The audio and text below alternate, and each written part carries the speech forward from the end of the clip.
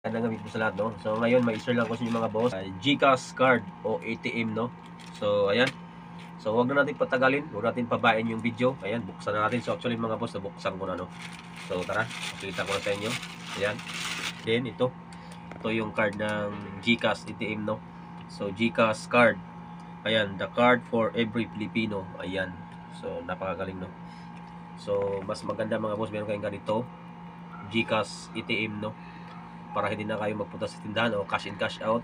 So kahit saang any ATM machine, basta may banknet, pwede kayo mag-withdraw mga boss. So kung paano kumuha ng ganito mga boss ng ATM GCash, so dyan lang po sa mismong apps, doon nyo po i-order itong ATM card na ito, no? And then para magamit mismong number ng card, i-link nyo pa sa mismong GCash, no? So tara mga boss, huwag natin patagalin, share ko sa inyo. Ayan. So ito na mga boss. So ito yung card, napakaganda, no? So nag-upgrade sila. So ayan, may Visa, and then may pangalan ng may-ari ng GCash, Nikki Burungan. Ayan, no? So, sa akin mga boss.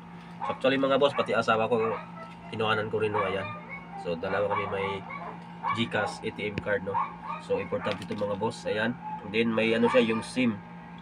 Ayan. Then may ano siya mga boss, parang signal mga boss, parang wifi, joke lang. So ayan, din dito sa likod, takpan ko lang mga boss, ha. Ayan.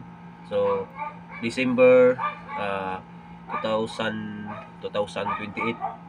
So 5 years yung expired mga boss, no? And then ito na yung sinasabi ko na virtual account number. So ayan, i-link pa yan sa mismong GCash account nyo. So ayan mga boss, napakaganda. Ayan, no? Kita nyo ba? Ayan? Napakaganda na ngayon ng ano nila, GCash ATM card, no? Nag-upgrade na sila. So may ano sila, may letter G. Ayan, galing. Ano ba yung G na yan? Globe o global. Ayan. Ayan. So ayun lang mga boss, no? Ayan. So ayun mga boss, maraming salamat sa walang sawang suporta sa aking YouTube channel, din sa aking Facebook page. Ayan, Nikki Burungan. Sa aking YouTube channel naman, Mobiles Vlog. So hanggang dito lang mga boss ang ating unboxing ngayon, no? Ayan, nagkabulol-bulol na tayo. Ayan, peace out.